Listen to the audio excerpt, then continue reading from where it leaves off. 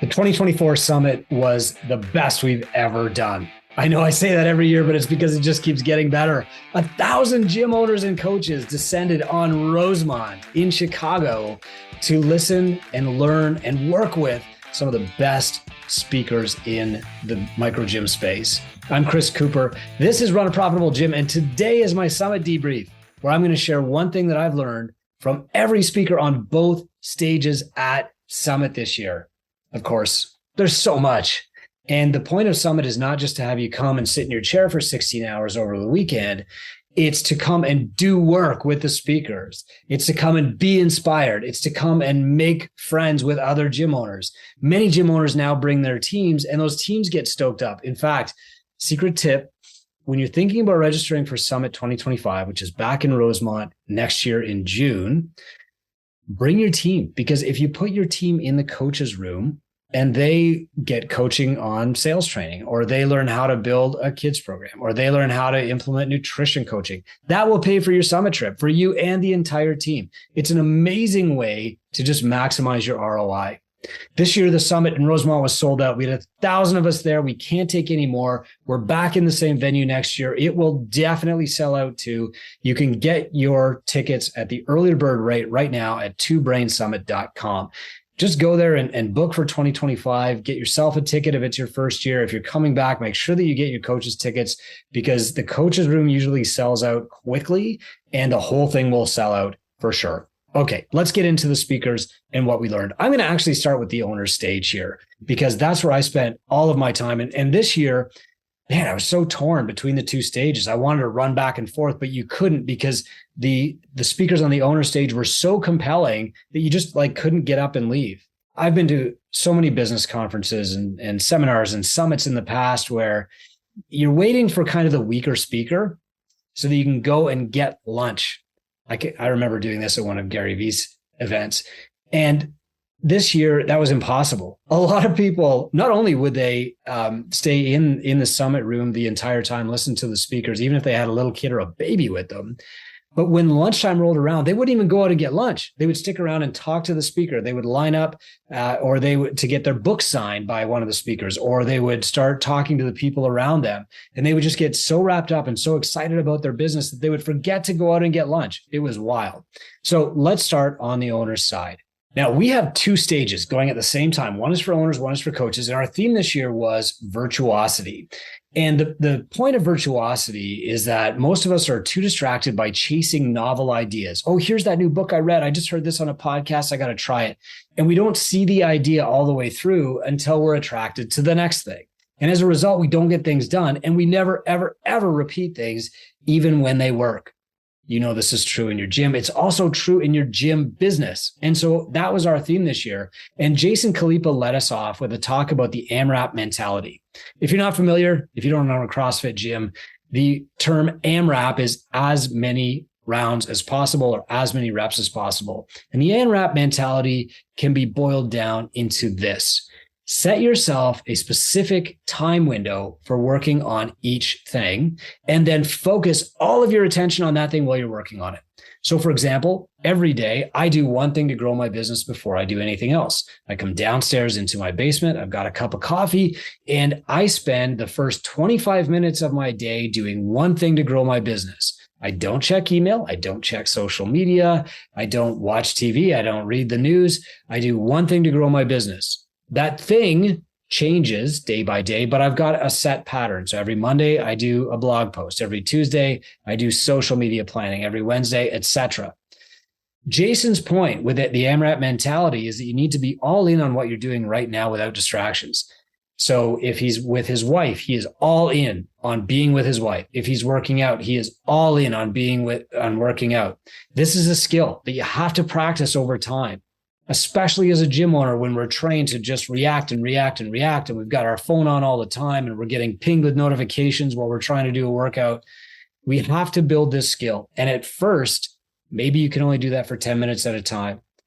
Then you have to push it to 15 and then 30 and then 60. And you have to learn how to focus. Focus is a skill. I recommend that you set up focus windows through the day where you do your AMRAP mentality. You set a timer, 20 minutes, 25 minutes.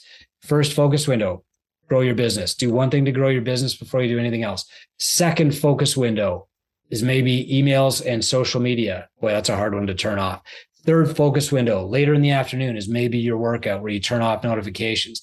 But the key is that you not just mix up your priorities. You don't try to multitask. You focus hard on one thing at a time. And that's what you do. And it goes for your personal life too. It was a powerful message from Jason. He was really, really, really on this year, as he always is, but so focused and dialed in. And I can't wait to have him back again next year. The next speakers were a pair of mentors from the Two Brain team. There was Kieran O'Dwyer and there was Nick Habich. And Kieran was talking about lead generation and Nick was talking about sales. Now, these are both amazing speakers. And what Kieran taught us was so powerful that I took a picture of his slide, and it was one of the best slides of the whole weekend. Basically, what he told everybody to do was schedule time every single day to do one marketing task. And so he had people doing the work right there. We were using a strategy called the 5130 post, and he had people set 3 alarms on their phone for that day. First to make a 5130 post, then to send it to their email address, and then to do follow-ups with leads. Then he had them set calendar appointments for the next day, 2 days later, and 7 days after that to follow up with other specific actions. This is one tiny tactic, but it's a great illustration of virtuosity. And some people in our program, they learn the 5130 post, which is just a social media post to attract new members. They make that post once, and then they never do it again. But the reality is, instead of learning the next thing, you're actually better to do the 5130 and then do it to your email list and then do it again and then do it a slightly different way. Do it for your youth program or whatever and keep repeating that over and over. And Kieran taught us exactly how to do that using one tactic, let alone the 50 tactics that are in the Two Brain toolkit. Then Nick Habich took the stage. And Nick talked about conversations that lead to conversions. The amazing thing about Nick is he's so personable. It's somebody that you just like to go have a beer with or do a workout with. He's a lot of fun. He's very charismatic. He's funny. And when he's up on the stage, you just want to talk to him. But he's also an amazing salesperson. And the two are not in conflict with one another. Nick is extremely honest. He had a really funny story about signing up for the Army when he was a kid. And the recruiter made him some big promises. Like he thought he was going to get a $40,000 signing bonus. If you're ex-military, you're probably laughing at that, as the audience was when Nick was talking. Then he was told that he would probably be sent to someplace fairly exotic for training. He wasn't. He was sent to upstate New York. Then he was told it would probably be 2 to 3 years before he was deployed. And then he showed a picture of, 6 months later, here I am in Iraq. And again, you're probably laughing if you're from the services. But Nick talked about how that was sleazy sales, and that actually prompted him to become good at sales because he wanted to do things in an ethical way. And so at his gym, Nick is actually great at sales, and Nick hosts our weekly sales roundtable in Two Brain. So Wednesdays, we have an office hours where you can come in and do role play with Nick. One big barrier that most gyms have is that the owner has this bad feeling about sales, as if we're tricking people, we're taking their money. But the reality is, if you believe in your service and you know that your service works and you know that it can solve a problem, the first act of coaching that you can do is to get somebody to sign up for your gym. Nick walked us through those conversations. He made it feel normal. And when people ask a question like, hey, what if somebody isn't a good fit for my gym? He'd say, tell them that. And somebody would say like, hey, what if they actually can't afford it? He'd say, okay, they can't afford it. And while he talked to us about objections, he didn't get into like how to force our program down somebody's throat. In fact, what he said was that if you've got a good sales process, you don't have to overcome objections. If you've got a great product, you just have to showcase that. It was an amazing lesson on just being a human and having real conversations with people to coach them to start with your company. Our next speaker was Jonathan Goodman, and John is an amazing social media marketer. He's got a new book coming called The Obvious Choice. But what his talk was, it wasn't about how to DM people on Instagram. It was how to get more referrals and how to sell more to help the people who are already in your gym. His speech was called People Who Buy Lots. And what he was talking about is You've got somebody in, they're doing the workouts. The workouts alone are probably not solving their problem. And so it's our duty as a coach to tell them what actually will solve their problem. This fits in perfectly with the prescriptive model that we teach at Two Brain, where after 3 months, you bring a client back, you measure their progress, and you update their prescription. Sometimes they need more. That's often because usually they, under assume what they need when they start up. Sometimes they need less. I've told a client they need to take time off or they need to just follow a walking program for the summer. But the point is that prescription is being updated. And every time you do that, you're forging a deeper and deeper and deeper relationship with the client. John also focused really heavily on referrals. And he talked about how to make your gym the obvious choice for people in your locality by working with other businesses, partnering with them. Now, we don't mean setting up a formal partnership agreement where you agree to refer 5 clients a month and I will pay you $20 every time you do. He talked about forming relationships with these people so that when they are asked, which gym should I join, you are the obvious choice. So, for example, you want the local hairdressers, you want the neighbors coming into your gym and working out. Even if that means you're going to do like a lunch and learn seminar for them, even if it means that you invite them to bring their staff in one night after you close and you're going to do a workout, maybe you don't sell to people from the staff, but you become the obvious choice when they are asked.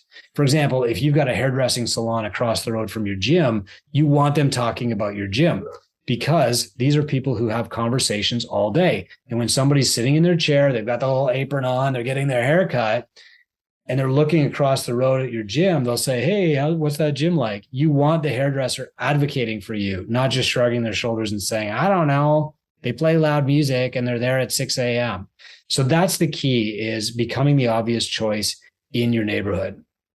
Our next speaker was Jolene Bingham, and Jolene is the lead of our Tinker program. And she talked about building a world-class client experience in your gym. A lot of the Tinkers recently have been reading the books and studying Setting the Table, Unreasonable Hospitality, books like that.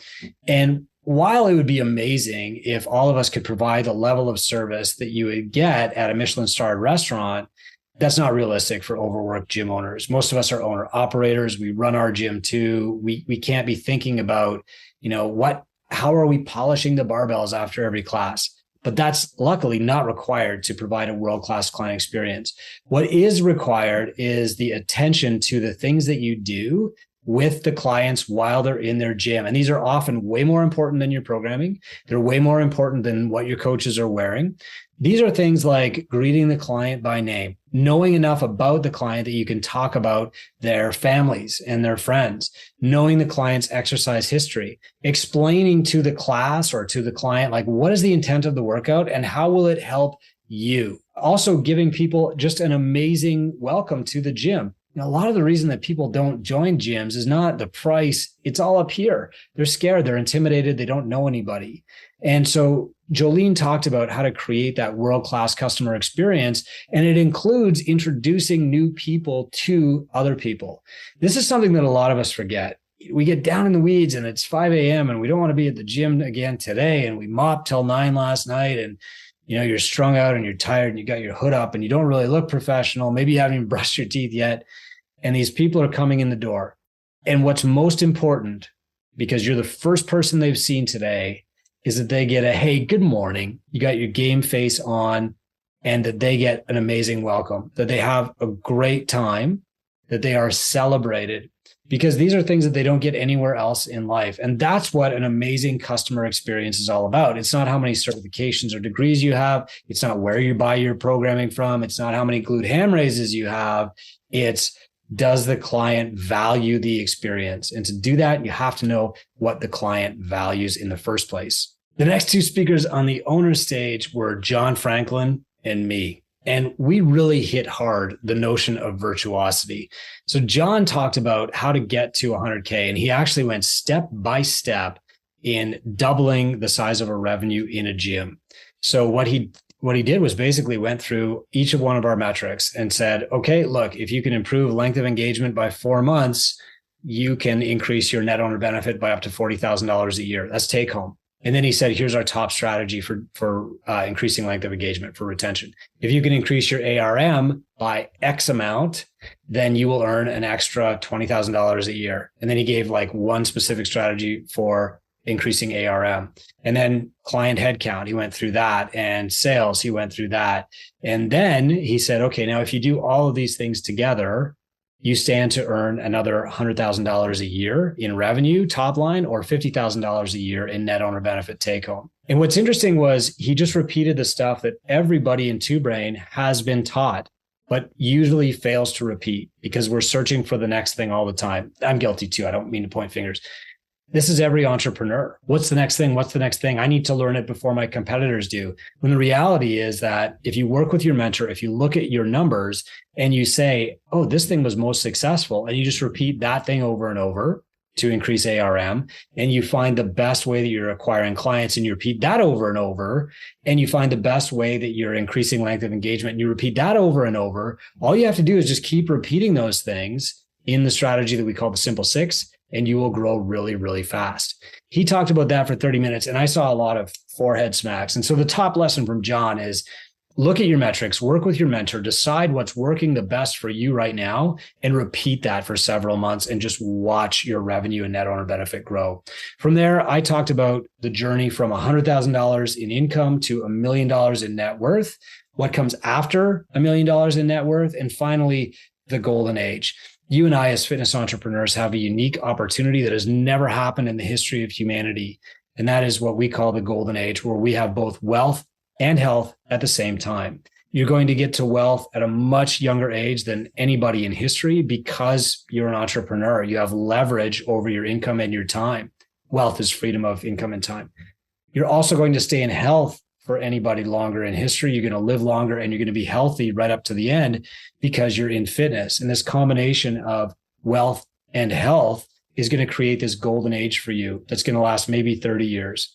If you think about your parents, they probably had a golden age of about 5 to 7 years where they retired with enough wealth in their savings and their pension plan to not really have to work anymore. And maybe they had enough health at age 65 that they could golf. But after about 5 or 7 years, they put down the pickleball paddle and they stopped traveling and they sold the little trailer in Boca Raton, and their golden age came to an end because while they still had the wealth to survive for another few years, their health was pretty much used up. We are going to have 30 to 40 years of wealth and health at the same time. You're going to get to wealth by the time you're 50. You're going to stay in health until you're about 85.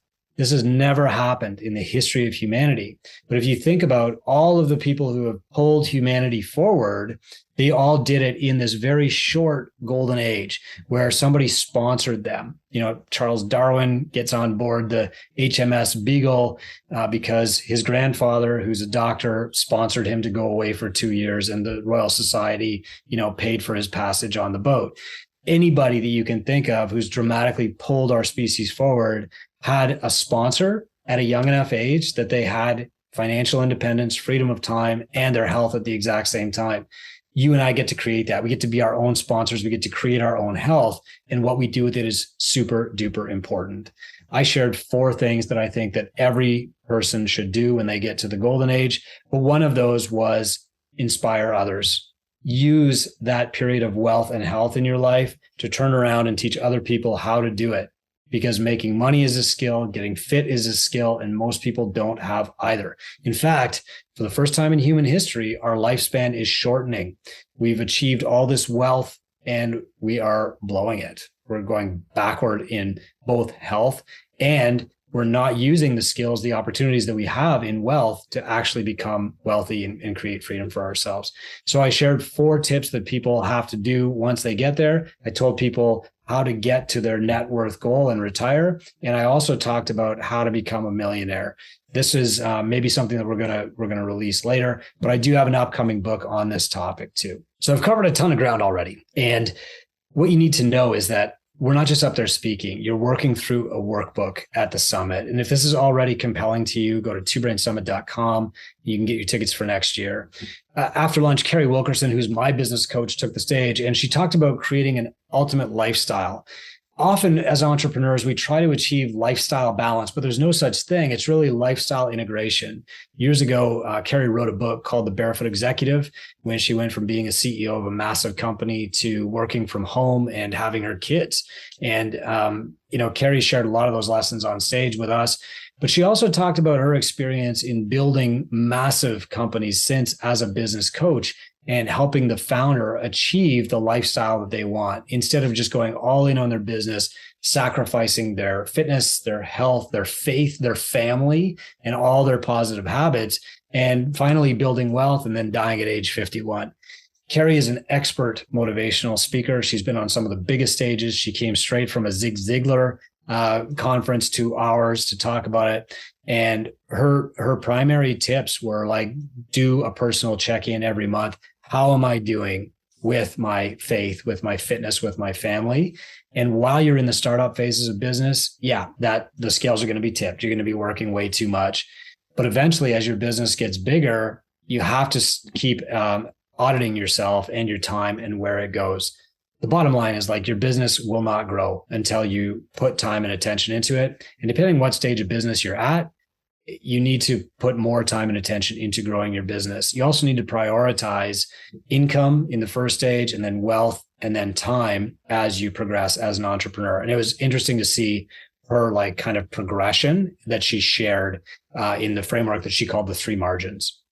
After that, Brian Bott took the stage and he shared the 4 client avatars. Now, this was super powerful. This was probably the most requested follow-up of any speaker after the summit. So Brian was sharing like how to sell to the 4 avatars. And he has broken this down in our podcast before. I'll share a link in the show notes. He's talking about how to talk to each one of these avatars. So you've got like the expert introvert who knows everything about fitness, everything about your product. They don't want to be in a group setting. You just have to convince them that you know as much as they do and that you're being guided along a logical plan. At the other end of the spectrum, you have kind of like the extroverted person who doesn't know anything about fitness. They want to party. Their friends are doing this. They want to be part of it. Let's go. Get me into your group program. I want to do what they're doing. And how to sell that person, how to keep them engaged, and even how to coach them. This is a really powerful framework because number one, it teaches you like not everybody's the same. Number two, not everybody is like you. That's super important. And number three, when you identify somebody who's not like you, how to relate to them and how to give them what they want. So Brian's stuff is always incredible. And these 4 frameworks that he broke down were super duper helpful for marketing, for sales, for retention, and to actually help the client get their goals. So the top lesson here is that not everybody is the same. Not everybody is like you, and you need to know how to work with people who aren't. Our next speaker is Ben Bergeron. Ben is a very popular speaker for gym owners. He used to run a seminar, I think it was called Business of Excellence back in the day, and I followed along with the CrossFit New England stuff for over a decade.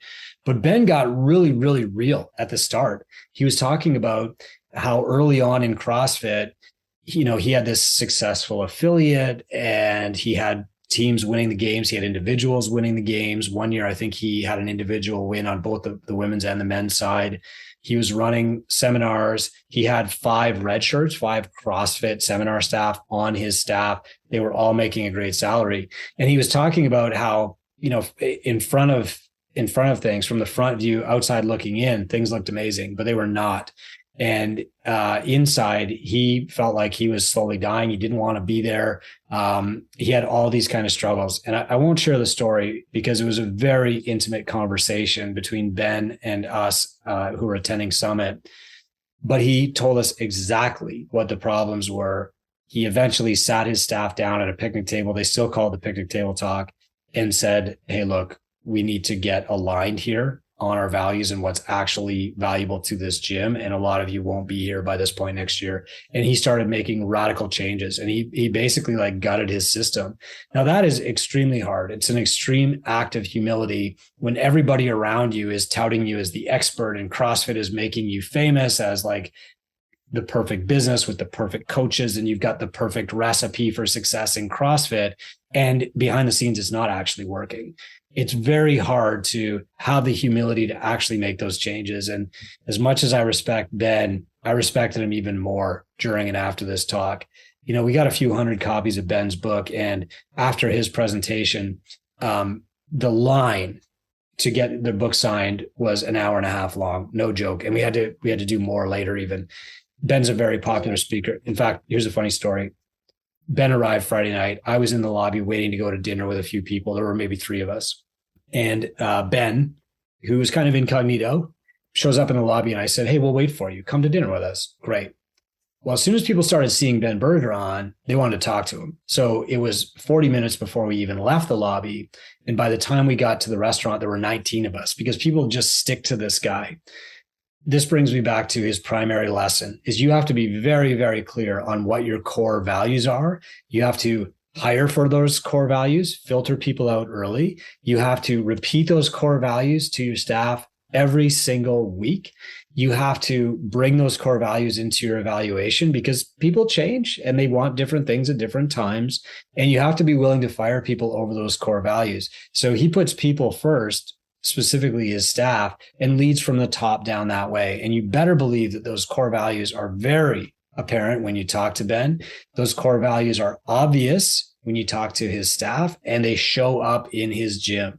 So while his gym looks a little bit different now than it did a decade ago, it's a better gym, and Ben is happier for it. After lunch on Sunday, we had a panel from 4 different software providers. And this was really interesting because Wodify, PushPress, Kilo, these are the people that we partner with every year for our State of the Industry Guide. And they have massive amounts of data. And our job is to take that data anonymously, of course, and apply it, use a data analyst, somebody to professionally look at the data and make sense of it, and then publish our State of the Industry Guide. And so this year, I thought it'd be fun to bring the CEOs of these companies up on the stage and just talk about what they've learned from their data and what they're seeing, the trends. So we had a really great conversation. I did learn a couple of things. Number one, that across the board, all the CEOs believe that we should be focused on client retention, not acquisition. And this was interesting to hear because a lot of these software companies now have added, acquisition funnels so they can do lead nurture for you. They might integrate with a website or whatever. But really, they're all saying like retention is the key to long-term client success. And Brendan Rice from Wodify actually made a really interesting point. Now, Wodify hires 3 or 4 data analysts, data scientists to work for them all the time.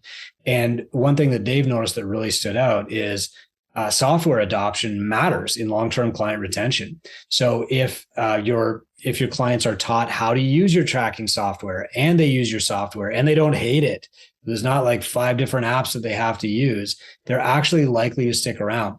So what's interesting here is that a lot of us piece together 5, 6 different apps, one for booking and billing, one for making appointments, one for WOD tracking, and maybe something else too. And our clients are like, what is this business that I have to use 4 different apps to figure out what's going on? Or where do I look to find the workout today? Or where do I go to log my scores? And how do I track my progress in that app? And this actually leads to frustration on their part, and it undermines the efficacy of your other ops, and they might quit over software. Let's put it that way. If they can't figure out how to use your software, they are going to say, I can't figure out how to use this service. I'm not getting good value. I'm out.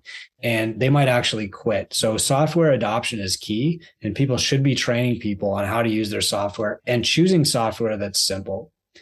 Wrapping up our stage this year was Brian Chontosh. And now Brian, if you look at his Wikipedia entry, the guy's a war hero. One of the stories on Wikipedia is that he got ambushed while he was in Iraq with his platoon or his group of Marines. I'm sorry if I got the lingo wrong there.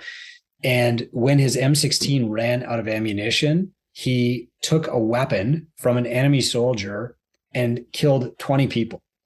And saved his platoon or his group or whatever. The guy's a hero. Recently, he rowed across the Atlantic and to raise money for the Big Fish Foundation, on which he speaks now. He's also married to Nicole Carroll, if you're a CrossFit fan. And so I asked Tosh to come in and share lessons on leadership. And what's really amazing is this guy has degrees in leadership, but he also has real world battlefront experience in leadership. He knows what works. And he talked, instead of, here's the latest strategy on leadership, you got to do hard things, you got to come to my ranch and do an overnight thing.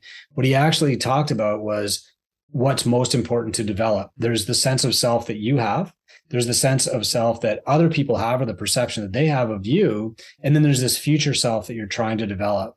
And his point was that if you're always trying to develop that future self, how did I get better today? How am I making myself better? Does this action make me better in the long run? If you're constantly working on that, then the way people see you and the way that you see yourself will converge on that and get better and better. Maybe you need to work on how you see yourself. Maybe you need to put a little bit of time into talking to your staff and talking to your clients so that they see you. But the real effort and the bulk of your time should be spent on improving the person that you will be, the person that you're becoming.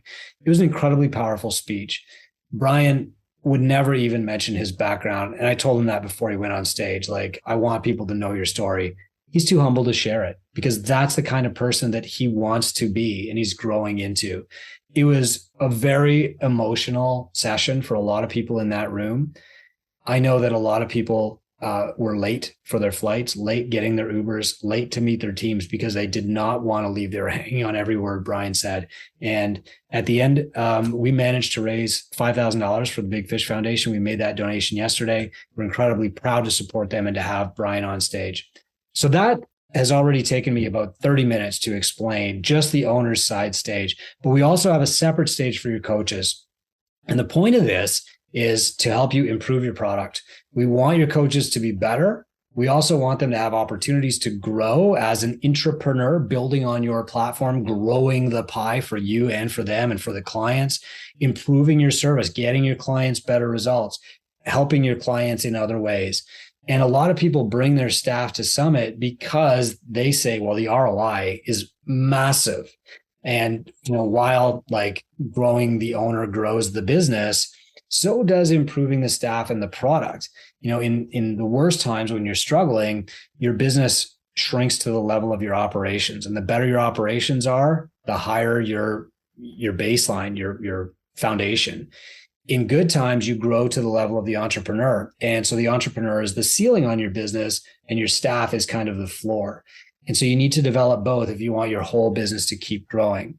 So with that in mind, here's what happened on the coaches stage and the top lessons that we picked up from them this year. Chris Plennis was our first speaker on the coaches stage, and his topic was unreasonable hospitality in the gym industry. Now, I earlier mentioned that a lot of the tinkers are really into this book right now, Unreasonable Hospitality or Setting the Table. And if you haven't seen the Netflix show called The Bear, the whole series, especially the second season, is really about this book. And Chris and Nick Havich, to do research, actually went and visited the Chicago Original Beef restaurant where The Bear is set. They're really into this. And what Chris really wanted to teach your staff was similar to what Jolene was teaching the owners on the owner stage. And that is what actually benefits the clients, what's actually important. And it's not how fast your barbells spin, and it's not the programming, and it's not spot the flaw. It's how warmly they're welcomed. Is the gym clean? Is it ready for them? Is the atmosphere exciting? Do they go home talking about it? Or are they talking about the romance between the two coaches? Or are they talking about, oh, geez, I didn't want to do burpees on that dirty floor? That's what's really important here. And hospitality is more than just having a clean and beautiful environment. Hospitality is greeting people by name, knowing what they want, anticipating their needs, going out of your way to do special things. Chris is a master at this, and he was teaching people how he acknowledges, recognizes, and talks to his clients in ways that other gyms don't. Chris is, of course, a very mature gym owner. He's done a lot of things, and some of the things that he does, you're not ready for in your gym yet. He's set up a charity within his gym that funds memberships. If you're not making your target income at your gym, don't do that yet, but that is possible. And so some of Chris's tactics are there for inspiration. Some of them are there for things that you can do right now. For example, if you look at the top gyms in the world, most of their staff are wearing professional, good-looking uniforms. They're not leading a class barefoot. It doesn't mean they always have polo shirts on, but they look sharp. And that is a signal to your clients that you are a professional organization that's going to take care of them. They are very great at doing goal reviews, talking to clients, having conversations. They're great at sharing notes about clients behind the scenes. one thing that great restaurants have in common, and I mean like the Michelin star restaurants, is they know all about you when you walk in the door. One great story from that book is there was a family visiting Chicago, and they wanted to see every site. They wanted to experience everything. And they had booked a table at this Michelin star restaurant on their final night. And they happened to casually mention that the only meal that they hadn't tried was to get like a legit like street dog on the streets of Chicago. And so one person from the restaurant actually went out, bought them a street dog, and had this, 5-star chef prepare it for them, make it kind of fit with the whole meal. And it's not about the street dog, but it's about the experience and knowing your clients well enough to surprise and delight them. So Chris's talk was amazing for your staff to hear. I mean, if you feel like your staff isn't living up to the level of delivery that you are, or isn't living up to the level that they could, wow, that was amazing for them to hear. You could probably have closed down the coaches stage after this talk, and it been amazing value. The next speaker was Bill Parisi of Parisi Speed Schools. Now, there are 200 gyms in the States that come from Parisi. And the thing that I love most about Bill is not just his big heart and his care, but that he actually leads with science. If you're a fitness nerd like me, you just want to talk about the science of fitness all day. But our clients don't really want to hear that. Like they're bored by it. They don't want you drawing graphs on the floor, as I used to do, or, showing them charts in your sales binder. But Bill has led with science from the start, and he's very, very good at it. What Bill is amazing at doing is pairing the science with the outcome that the client wants to get. So what Bill gets for the client is speed. He trains youth athletes to get faster, and that's it. He talks about science all the time, but he does it in a way that the parents understand. And he sets up his entire speed schools, which are gyms, to look like, I'm going to make you faster. And that's it. So Bill is an expert at niche. He's an expert at business. He's an expert at making kids fast. And he is such a great speaker that a lot of people left that talk saying, I want to start a speed program. I want to start a kids program. But more than anything else, the coaches left that talk understanding niche. And that was enormous value. Instead of just trying to attract everybody to a broad, general, inclusive program, they actually understood like working with the people that you can serve best on the product that you are expert at to achieve the target outcome that the clients care about. Our third speaker on the coaches stage was Matt Temby, and Matt's the head of sales for Two Brain. Matt gets business coaching and sales a lot. And what's interesting is that the real sales experts are not the slimy used car salesman who will do anything to get you to buy, and you're going to sign this long-term guarantee that you can never get out of. And, they're going to trick you. And that's the impression of salesperson that we all carry in our heads. But really, expert salespeople are just really, really good at helping and coaching. So helping means that they define exactly what you need. And coaching means that you get to the point where you're ready to start. That's what sales is. It means being good at conversations, but you're not tricking people. It means being good at accountability, but you're not giving people high pressure that they're going to regret later. You have to do this. And if your coaches can learn how to be good at sales, your whole business will grow. And that's why I asked Matt to be on that stage. So while we had Nick Habich talking about sales to owners, we had Matt Temby teaching it to coaches, because while the owners eventually all realize I have to sell, the coaches will sometimes not have that experience or that incentive. And they'll only see sales through the eyes of the consumer, and they'll be suspicious, and they'll think, why do we have to sell? Why can't we just let the product speak for itself and do free trials? So while the owners are mature enough to know that those don't work, the coaches need to know that sales is an act of coaching. And if somebody books a no sweat intro, they're sitting in front of you, they want you to tell them how to start. They are not there because they want to poke holes in your program or argue with you. They are there to find a reason to start, and you need to be able to give them that reason. It was incredibly powerful. I'm so glad that coaches got to hear this talk, because it's really important for them to understand a key function of the business, which is sales. Our next speaker was Brian Bott, and Brian was super requested from every owner in the Two Brain program to talk about semi-private programming. Brian, for the last year, has been advocating for semi-private training. There are other mentors in Two Brain who do small group or semi-private training too.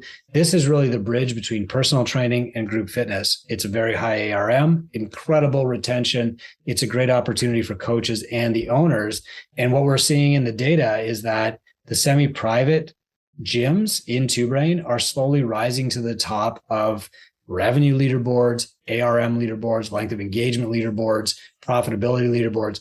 And so Brian was talking about one of the missing links, and that's programming for semi-private. So let's talk about what semi-private is. Semi-private is when you're doing personal training with about 4 people at a time. And semi-private is different from small group training because of the programming. In a semi-private model, each of the 4 people in front of you are following their own customized special program, and the coach is going from one person to the next, coaching them, teaching them, supporting them, but they're all in the room at the same time. Small group is when you have 4 or 6 people and they're all doing the same program, and that program is changed every 6 weeks or so, depending on the needs of the group. So in a semi-private setting, maybe you've got one person who's working on their pull-ups, one person who's working on their deadlifts, one person who's working on aerobic capacity, one person who's working on their flexibility. In the small group setting, all 4 to 6 people are working on pull-ups this round. And then you audit. Now, this is what Greg Glassman did, that small group setting, and both can work. But the key is that there's a difference in the programming, and programming for semi-private is challenging because everybody has to have their own program, measure their own outcomes, and have that programming change. It's labor intensive, and Brian is a master at it. I mean, this guy has gyms in Jersey that are doing $1 million, and they're doing it in like 2,000 square feet. Programming is such a key component to how his whole program runs, and how it's done is so important. And I know a lot of coaches stick around after this presentation to ask him questions, and they just love nerding out on this stuff, which I do too. Wrapping up the Coaches Day on Saturday was Peter Brasselvan. Now, Peter built this massive gym in Indianapolis, now called Myriad. He's recently had a good exit, and he built careers for so many coaches at that gym. And that's what he was teaching, was the career roadmap. He was teaching your coaches how to build careers in your gym. And it's not by asking for raises or taking a bigger slice of the revenue pie, because let's face it, that pie is not big enough. It's to grow their own income and opportunity by growing the entire pie for the gym.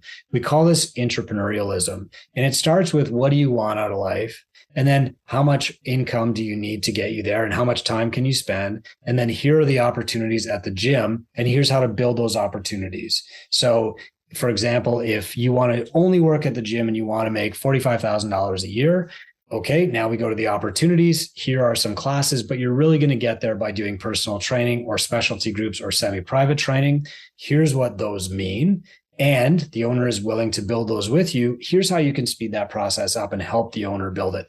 Imagine your staff learning something like that. Like, we all think, oh, why isn't our staff growing our business? It's because they don't know how. And these career roadmap sessions teach them that they are responsible for growing the pie instead of just taking a bigger chunk of the little pie, and how to help you grow it too. Crazy, crazy, crazy important session from Peter Brasselvan. One thing that he touched on there was building personal training and the value of it. Some people who work for you probably just do group training themselves. They've never done personal training, and they don't understand its value. When Peter breaks it down for them in their career roadmap sessions with his own staff, they understand the value, and they see the value of continuing to sell it to clients at intake, and continue it with clients after on-ramp, and talk about it with your existing clients and how that impacts their career. Because ultimately, all we care about is, how does this affect me? And that's what the career roadmap is set up to do. On Sunday, my friend Oscar Johed from CrossFit Medis in Stockholm, Sweden, led a session for coaches called From Ordinary to Extraordinary, Crafting World-Class Coaches. And he talked about the progression system that they use at his gyms in Sweden. And he talked about how much coaching the new coaches get. He talked about how much oversight new coaches get. He talked about how they do evaluations. And here's a great takeaway for you. You don't just tell your coaches what to do. You don't just send them to their CrossFit L1. Like, Oscar is on the CrossFit L1, L2 staff, and he has been for a long time. He has the most CrossFit L4 coaches of anybody in Sweden and possibly in Europe. But he doesn't just leave their training to other people. So the way that he evaluates them is, when they're coaching a class, he will literally stand right beside them and say, okay, how could the client do that better? Or how could you have explained this better to the client? He'll give them real-time feedback. Now, a lot of us think like, whoa, that's awkward. It's going to be embarrassing for the coach. But if you do it the right way, it's not embarrassing for the coach. It actually shows that the coach is growing and invested in being a better coach. And the client sees it and says, these guys really care about the quality of coaching here. It's something that I would never have thought of. And I might have even said, how can that possibly work? But it does work. Oscar has amazing staff careers, amazing staff retention, and incredible client retention at his gym. After lunch in the coach's room on Sunday, Alexandrina Angelova Brandt from Germany, she's a two-brain mentor, came in and talked about how to get clients to change. Look, we're all in the outcome business. We're not in the product business. We're not selling programming. People can sell programming online. We are in the business of getting people results. And the best way to get them results is to get them to change their habits. And so Alexandrina's, we all call her Alex. Her presentation was a guide to transformative communication with clients. Changing habits is tough. Like, we all practice our habits every day. They're our default setting, and changing them requires very frequent communication. And so Alex talked about how to talk to clients at intake, at their goal reviews, in classes, and even between classes to help encourage them to change their habits long term. And that's what gets clients results. It's not even like how spicy your program is, or like what certification your dietitian has, or anything like that. It all comes down to how finely can you chop up your message? How frequently can you get in front of the client? And if you can talk to the client every single day, they're way more likely to change their habits. Sunday afternoon, we had Josh Malone and the others from the Mayhem Nation team. Now, Mayhem, just as a sidebar here, they did our morning workouts this year. We were so thrilled to have them. They ran some great workouts. I stopped in at 6 a.m. on Saturday. There were 150 people working out with Team Mayhem in one of our ballrooms, set up by Rogue. Rogue is a sponsor of this event, and they sent sandbags, they sent air bikes, they sent rigs, they sent dumbbells, they sent everything we needed. And Mayhem did a great job using that equipment. So this time they talked about handling the most difficult coaching challenges. And they were actually talking about delivery on the floor. And, when Mayhem speaks, like, your coaches listen in.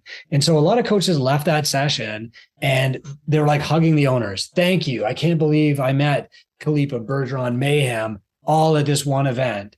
I can't believe I got to spend an hour with Mayhem learning about coaching. It was just an incredible value for the coaches, and it really improved like buy-in for a lot of gyms. After that, Brian Foley, a newer mentor on the Two Brain team out of Ireland, did a session on how to grow a 50+ program in your gym. Bill Parisi on day one talked about growing a youth program and knowing your niche. Brian actually showed some facts and figures about the 50+ age group. These are people who usually are maybe entering their own golden age. They've got a little bit of disposable income. They're close to retirement, and now they're starting to think about their health. If their parents are still alive, they're probably not in great health. And so they're all in. From my own personal experience, doing this 50+ group really reminds me of the old days when I first opened a CrossFit gym in 2009. Like, they're all jacked to be there. They're all best friends. They're all really attentive. What are you going to tell me now? They're all like refreshing the workout at midnight. They all want to buy every t-shirt. They all want to look like, a Catalyst client. They're amazing. I love coaching them more than anybody else, to the extent that, personally speaking, we dropped our kids program this year to focus on having more time blocks available for the 50+ crowd. Brian told your coaches exactly how to build it, where to start. And his first tip was like, get the parents of your current clients in, invite them to come and try like your Legends program is what mine is called, or, Silver Sneakers, or whatever you want to call it. But everybody in your gym wants to get their kids in there, and they want to save their parents. And so they're likely to refer. And then finally, we closed out the coaches stage with an invitation to mastery, building a career in coaching with Josh Martin. Now, Josh is the founder of The Refined Art of Coaching, and he posts on Instagram and Facebook every single day tips for coaching. And it really comes down to virtuosity, mastering the basics and doing them every day. So instead of going to like the level 12 certification for gymnastics, your coaches are actually better to learn how to relate to people, to talk to them, to encourage them, to remember your members' names, to remember if they have a dog or not, to know their favorite car. Coaching is not a trick. It's not about like, let's ask the question of the day at the whiteboard. That's facile. It shows that you don't know enough about them. Real coaching is great when you greet somebody by name when they walk in, you high five them. Hey, how was that 5K this weekend? Hey, I saw you got a new car out in the back. That's so cool. It's knowing each member individually, even if you're coaching them as a group. It's having the skill of introducing them to the other members and forging those bonds with them. It's knowing what actually matters to coaching instead of just memorizing cues, instead of just being a better athlete yourself. And that's what John's all about, or Josh is all about at the Refined Art of Coaching. And that's what he brought to the stage. Mastery means doing the basics over and over and over, doing them and getting better at them, doing them when they become boring, doing them when it seems like, everybody knows that. That's what Virtuosity is all about. And I wanted Josh to finish out the summit by teaching that to your coaches, that Virtuosity doesn't mean learning new cues to teach the air squat. Virtuosity means helping your clients want to show up to do more air squats and pursue fitness for the rest of their life. I'm Chris Cooper. This is Run a Profitable Gym. That's my summit overview from 2024. We've already got tickets on sale for 2025. If you go to twobrainsummit.com, look, we sold 250 tickets on Sunday afternoon for the 2025 event. It's going to sell out. There will be 1,000 people there. The best gym owners and their staff in the world. We'll bring in more top-notch speakers. The event gets better every single year. I really want to be there with you in person, and I hope you join. In the meantime, thank you for your service. Thank you for changing lives, and thank you for pursuing your own golden age for yourself and your staff.